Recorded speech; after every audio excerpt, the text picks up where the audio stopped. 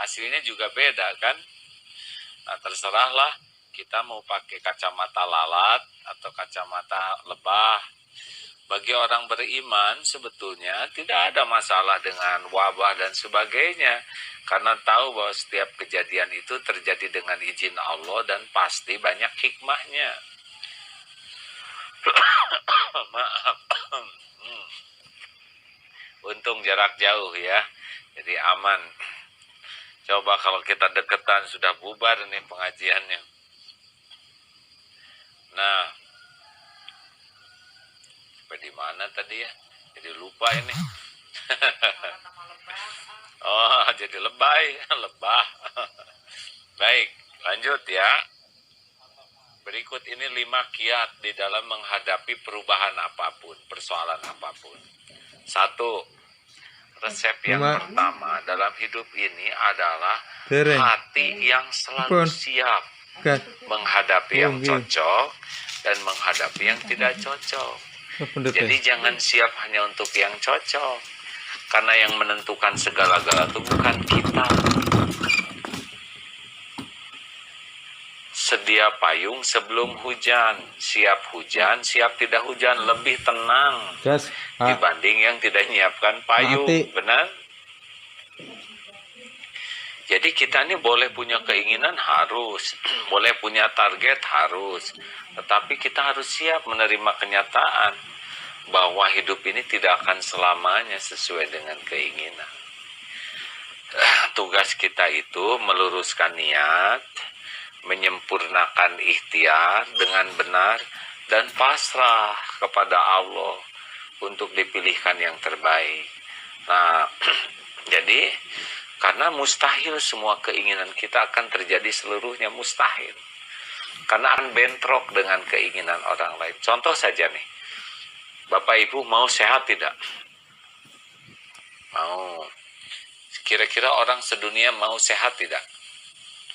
Mau. Kalau semua terkabul, sedunia sehat, apa yang terjadi?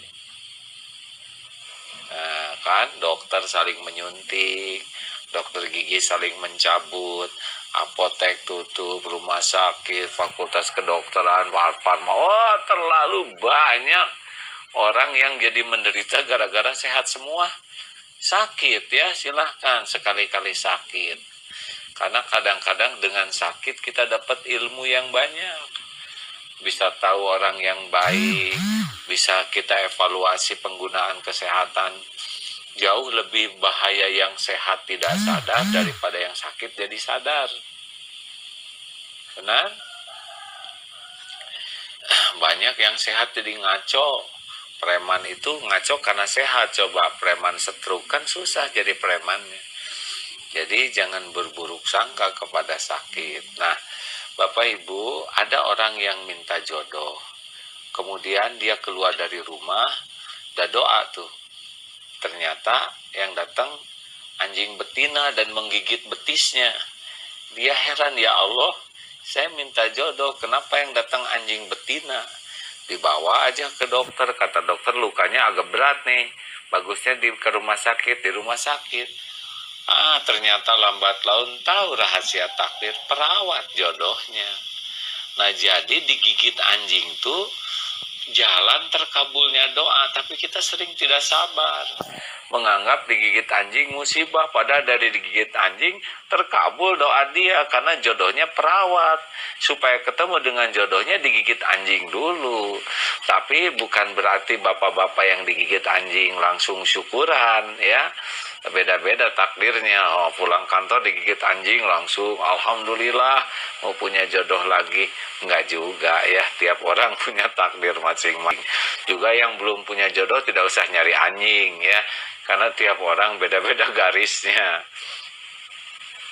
Ini teh pada ketawa nggak, atau saya ketawa sendiri ya?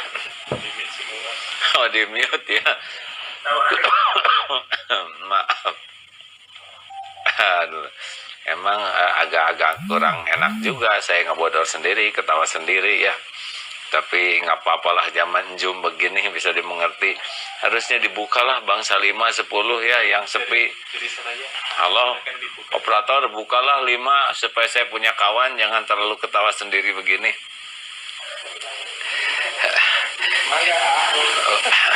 Lalu, nah alhamdulillah, ternyata ada kehidupan selain saya, hadirin. Lanjut. Jadi yang pertama siap, ya, seperti kemarin Pilpres ada 2 kandidat yang jadi kan bekal cuma 1, siap menang siap kalah, karena yang paling penting itu bukan menang kalahnya, bener niatnya, bener caranya. Jadi kalau seseorang sudah benar niatnya, sempurna caranya, dan tidak terjadi, tidak apa-apa, karena memang belum tentu yang terbaik. Surat Al-Baqarah 216, boleh jadi engkau tidak suka padahal baik menurut Allah bagimu, dan boleh jadi engkau boleh jadi engkau tidak suka padahal baik menurut Allah, dan boleh jadi engkau suka padahal buruk menurut Allah. Allah Maha tahu, kalian tidak tahu, makanya jangan sok tahu. 1, siap menghadapi yang cocok, siap menghadapi yang tidak cocok. Tenang saja. Penting lurus niat, sempurnakan ikhtiar, tawakal, insya Allah dapat yang terbaik. 2, kalau sudah terjadi harus ridho. Nah, jadi kalau sesuatu seperti sekarang wabah, kita harus terima, ini memang episodenya begini, nggak diterima juga tetap wabah. Seperti genteng jatuh kena jidat, kita harus terima. Tidak boleh mengatakan saya tidak terima, saya tidak terima. Tidak mungkin tidak terima, karena tanda terimanya sudah ada, yaitu benyut, ya. Nah, jadi orang itu banyak stres tuh bukan karena kenyataan. Orang stres tuh karena tidak mau menerima kenyataan. Jadi tekanan pada kita tuh sebetulnya bukan oleh keadaan, tapi tidak nerima keadaan. Seperti tidak nerima jadi tua, pasti stres tuh, padahal udah pasti tua. Tidak nerima suami yang ada, mau yang mana lagi ya? Tidak nerima rumah yang ada. Nah, terima itu bukan pasrah total, tapi keterampilan mental. Kalau nasi jadi bubur, terima. Kita pengen bikin nasi, tapi ternyata kelebihan air jadi bubur, terima dulu. Sambil cari cakwe, ayam, kacang polong, kerupuk, kecap, seledri, bawang goreng, sambal, jadi bubur ayam spesial.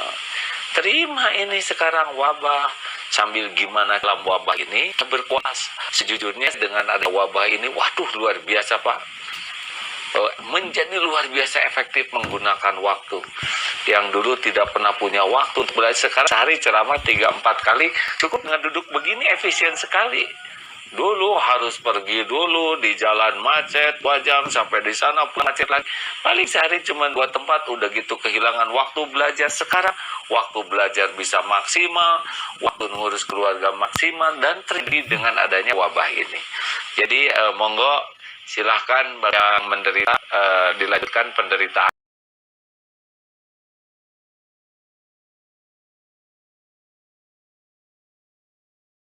Tahu apa artinya, hadirin? Halo? Artinya dilarang merokok gitu ya. Iya benar-benar. 3, jangan mempersulit diri. Jadi Bapak Ibu sekalian, jangan sampai kita itu tidak punya kontrol terhadap pikiran, terhadap perasaan, sikap kita. Kita sering sekali mendramatisir masalah, dipertegang, diperumit, dipergaul. Ujungnya, kita menderita itu bukan oleh persoalan yang ada, tapi oleh karangan sendiri. Sudah berapa banyak kita ngadepin masalah, dan show must go. Dan jalan terus. Saya kan dari depannya banyak masalah, ya. Masih hidup. Udah berapa kali kita capek cengarang, ternyata sudah dijalanin nggak cocok karangan kita ya. Menderitanya udah, kejadiannya enggak. Di Garut kan banyak, hampir 23.000 tahun itu yang ikut pelatihan di pesantren ini dari berbagai disiplin. Nah, salah satu grupnya itu adalah para calon pensiunan. Nah, ini paling hobi ngarang yang pensiun itu ya. Kalau mereka tuh wajah ceria Pak, suntuk aja. Kenapa? Aduh, bayangin tuh ngajak orang menderita, cicil belum lunas, kreditan masih banyak, rumah belum beres, anak belum tamat sekolah, mau pensiun aja menderita, gimana nanti? Coba bayangin. Tuh lihat ya, saya tanya kapan pensiunnya Pak? 3 tahun lagi. aneh. Kenapa 3 tahun lagi menderitanya dari sekarang? Siapa tahu bulan depan meninggal, ya. So, ketawain. Iya. Cepat menderitanya. Iya. Jadi menderitanya duluan, udah menderita udah sebelum pensiun meninggal kan apes betul. Pensiunnya belum, meninggalnya udah. Udahlah, hikmah. Jangan didramatisir, yassiru wala tu'assiru, mudahkan urusan, jangan dibikin ribet, proporsionalkan, ya. Kalau semua urusan jadi urusan besar, kalau setiap perkara jadi perkara besar, kapan bahagianya hidup ini, betul? Halo? Saya emang nggak mau, Pak. Saya umur udah tua kayak gini, dah dunia mah gini-gini aja. Bukan ada yang menghina, katanya, tuh ada siapa Abu titik-titik menghina terus. Jadi videonya ke saya. Terus dia nanya, bagaimana menurut AA?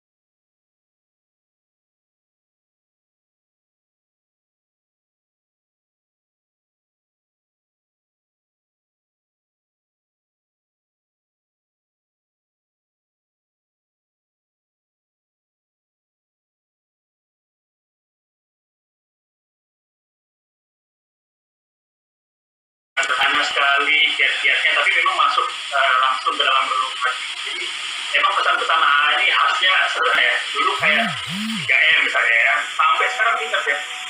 Mulai dari diri sendiri, Dari hal yang kecil dan melesat. Wah, bagus.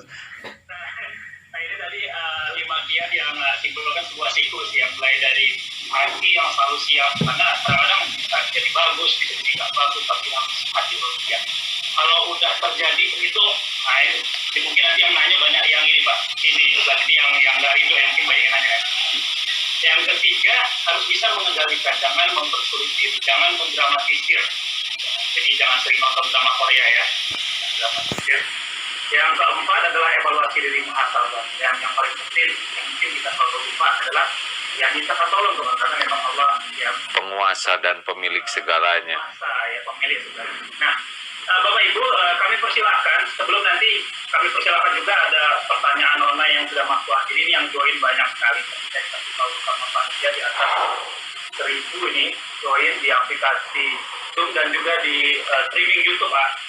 Dan ada pertanyaan-pertanyaan yang sudah masuk dan sudah disortir oleh panitia. Tapi monggo kepada Bapak Ibu yang sudah join di aplikasi Zoom, jika ada yang ingin bertanya, pertanyaan pertama terlebih dahulu. Silakan sebutkan nama dan dari bibit atau anak pesan. Boleh sambil minum ya.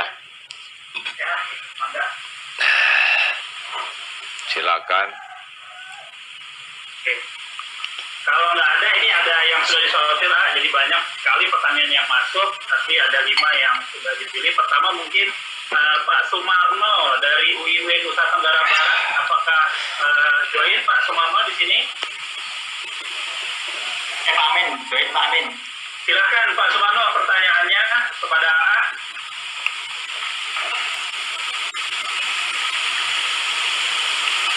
Terima kasih atas Ya. yang diberikan. Assalamualaikum warahmatullahi wabarakatuh. Waalaikumsalam warahmatullahi wabarakatuh. Ya, Pak. Sambil dipotret ya. Lanjut. Ya, dan Min, Pak Impian, dan Bapak Ibu sekalian yang join di acara ini. Sebelumnya perkenalkan nama saya Sumarno dari saat ini bertugas di PLN Unit Indo wilayah Nusa Tenggara Barat. Jadi dari Mataram Lombok ini ya. Alhamdulillah, silakan.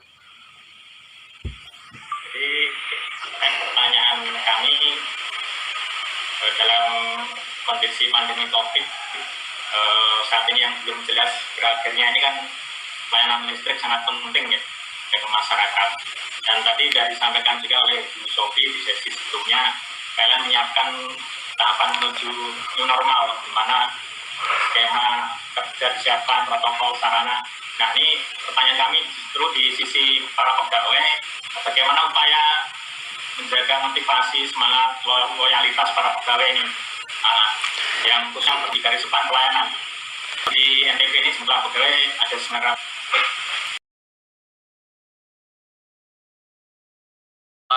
Semangat kita untuk nolong orang, bisa ibadah, bisa kerja, niat itu tuh akan mendatangkan banyak sekali pertolongan Allah baginya. Mungkin anaknya dibikin pinter, anaknya dibikin soleh, istrinya dibikin kreatif, konflik dihilangkan. Jadi balasan dari Allah tuh tidak harus identik dengan uang, mobil, kendaraan, enggak. Tapi hati yang tenang, badan yang sehat, asal niatnya ini benar-benar niat sebagai ibadah, hidup bermanfaat bagi yang lain. Jadi makin hebat ya niatnya, itu kan yang merubah tuh niat. Tapi kalau kerja di PLN, cuman kerja buat gaji, cuman kerja buat penghasilan, yang nggak ada pahalanya. Selesai dapat gaji, udah selesai itu urusannya. Tapi niatlah sebagai ibadah, niatlah sebagai orang yang ingin bermanfaat bagi masyarakat banyak. Dan itu niat aja sudah mendatangkan kebaikan yang besar. Begitu, Mas. Halo? Ya, Pak Sumarno ya. Terima kasih ya. Ya. Baik, Terima kasih. terima kasih Pak Mas Andi Widodo, WIW Sosialabar, join di aplikasi. Ya. Silakan Mas. Assalamualaikum warahmatullahi wabarakatuh. Waalaikumsalam warahmatullahi wabarakatuh. Perkenalkan saya Widodo Pak dari tempatannya di Parepare, Sulawesi Selatan. Masya Allah, terima kasih. Kampung halaman saya di Jawa Timur di Tuban. Masya Jadi Allah. ini 6 bulan ini Pak, saya sudah LDR sama keluarga saya. Jadi saya sudah physical distancing sebelum ada COVID Pak. Jadi semakin kesini kan semakin ini ya, hawanya semakin kuat ya untuk artinya istiqomah gitu. Jadi pertanyaan saya, dengan kondisi yang ada sekarang, ini kenapa dari kita yang kami menyebutnya sebagai insan PLN itu belum sepenuhnya menyadari bahwa kerja itu merupakan ibadah, jadi harus dilakukan dengan kondisi yang terbaik lah, tanpa diawasi pun. Jadi misalnya kita work from home, jadi kita harus mengupayakan apa yang terbaik, dan yang terbaik itu merupakan salah satu transformasi dari PLN. Iya. Itu mungkin ke depan kan pasti dimintai pertanggung jawaban. Benar. Maaf. Baik. Terima kasih ya. Jadi, terima kasih ya. Penyebab utama kenapa tidak semua orang berniat bekerja jadi ibadah, karena ilmunya belum tahu, Mas. Jadi tidak setiap orang itu senang belajar agama.